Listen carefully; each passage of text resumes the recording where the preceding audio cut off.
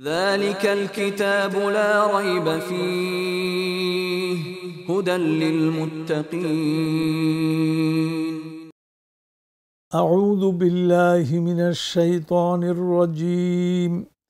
بسم الله الرحمن الرحيم. إن الذين آمنوا وعملوا الصالحات وأقاموا الصلاة وآتوا الزكاة لهم أجرهم عند ربهم ولا خوف عليهم ولا هم يحزنون. নিশ্চয়ই যারা ঈমান এনেছে এবং সৎকর্ম করেছে, ঈমান যেসব কর্মগুলোকে অনুমোদন দেয় সেই কর্মে সেই নীতি অবলম্বন করেছে, ওয়া আকামুস সালাহ এবং সালাত কায়েম করেছে, ওয়া আতাউজ যাকাহ এবং যাকাত প্রদান করেছে, লাহুম আজরুহুম ইনদা রাব্বিহিম তাদের জন্য তাদের বিনিময় তাদের রবের নিকট, ওয়ালা খাউফুন আলাইহিম ওয়ালা হুম ইয়াহজানুন তাদের কোনো ভয় থাকবে না আর তাদের কোনো চিন্তাও থাকবে না। সুপ্রিয় দর্শক ও শ্রোতা, এটি সূরা আল বাকারার আয়াত নম্বর 277। একটি আয়াতে কারিমা তেলাওয়াত করলাম, তার বঙ্গানুবাদও করলাম। এবার বিস্তারিত আলোচনার প্রসঙ্গ ছিল সুদ। তো সুদ, আগের আয়াতে সুদকে নিয়ে খুব কঠোর ভাষায় কথা বলা হয়েছে। এবার আল্লাহ তাআলা সৎ ঈমান, সৎকর্ম এবং কিছু ইসলামের মৌলিক দিকগুলো, যেমন সালাত কায়েম করা, যাকাত প্রদান করা, তো এইগুলি যারা নিয়মিত করে, আল্লাহ তাআলার হুকুম ফরমান মনে করে, ফরমানবরদারি করে, তাদের জন্য কি আছে? তাদের জন্য লাহুম আজরুহুম ইনদা রাব্বিহিম তাদের জন্য তাদের বিনিময় রয়েছে, ইনদা রাব্বিহিম তাদের রবের নিকট। রবের নিকট মানে মৃত্যুর পরে সবাই আল্লাহ তাআলার দরবারে হাজির হবে, আর সেখানে আল্লাহ তাআলা জীবনের সৎকর্মগুলো হিসাব নেবেন, আর অসৎকর্ম, ইসলাম বিরোধী কর্মগুলো তিনি এগুলি হিসাব নেবেন।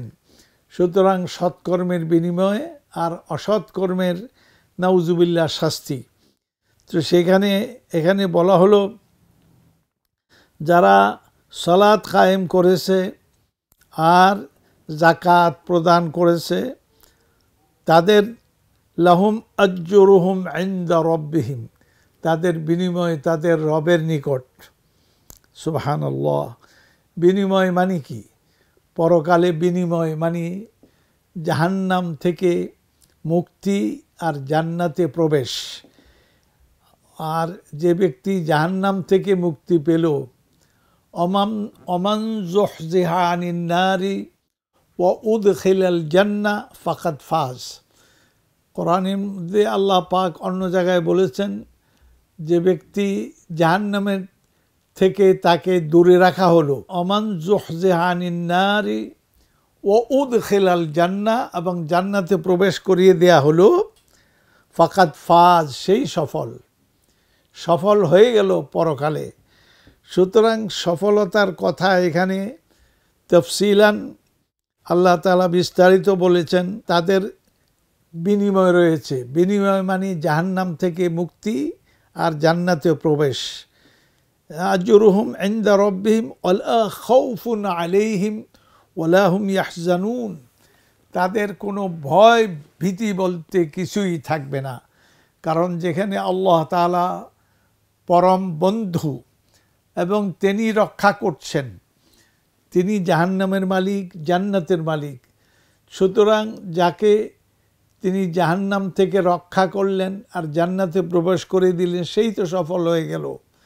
সুতরাং তাদের বিনিময় তাদের রবের নিকট, বিনিময় মানে কি জান্নাত পেয়ে যাওয়া। ওয়ালা খাউফুন আলাইহিম ওয়ালা হুম ইয়াহজানুন, তাদের ভয় এবং শঙ্কা কোনো কিছুই থাকবে না, আর তারা চিন্তিতও থাকবে না। চিন্তিত থাকবে না জাহান্নাম থেকে চিরমুক্তি আর জান্নাতে চিরপ্রবেশ। এই যে দুটা, একটা পজিটিভ একটা নেগেটিভ। নেগেটিভ হলো জাহান্নাম থেকে চিরমুক্তি, আর পজিটিভ হলো জান্নাতে প্রবেশ। এইটা যখন খবর পাবে তখন সে চূড়ান্ত সফলতার বাণী পেল, কারণ আল্লাহ তাআলাই এই সফলতার মালিক।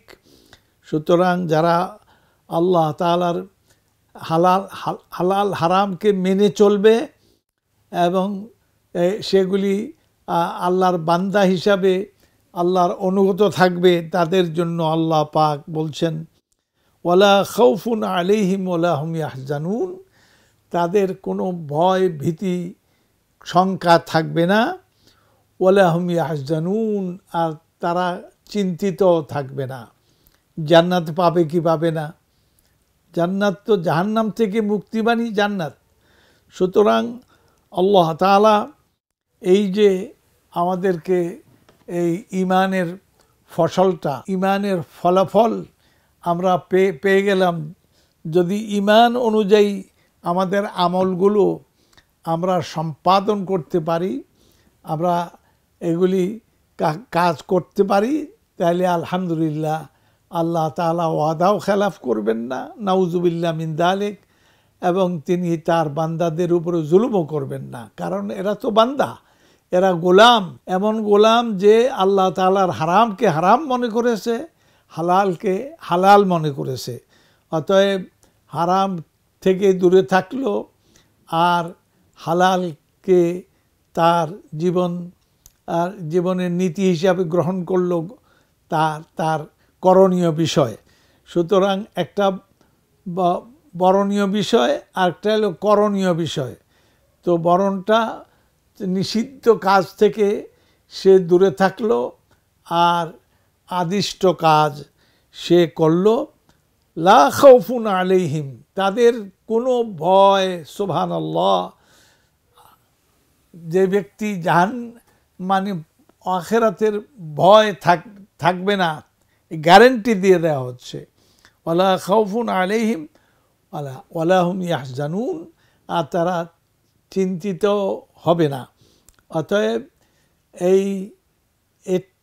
এই প্রস্তুতি দুনিয়া থেকে নিতে হবে, কারণ দুনিয়া দারুল আমল করার, কাজ করার হলো শরীয়ত অনুযায়ী কাজ করার, এটা হলো দুনিয়া।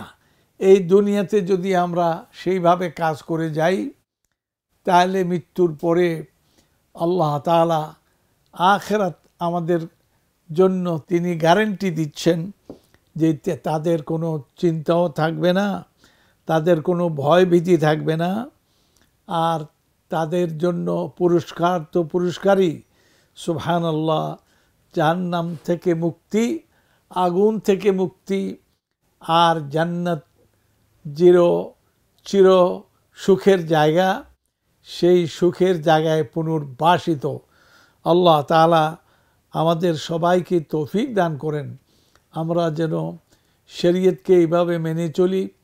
কোরআন কারীম আমাদেরকে যেই পথ দেখায় সেই পথে আমরা চলি, যেটা হারাম করে তা আমরা বর্জন করি, আর যেটাকে বৈধ মনে করে ঘোষণা করে সেটা বৈধ মনে করে আমরা সেটা চরিতার্থ করি।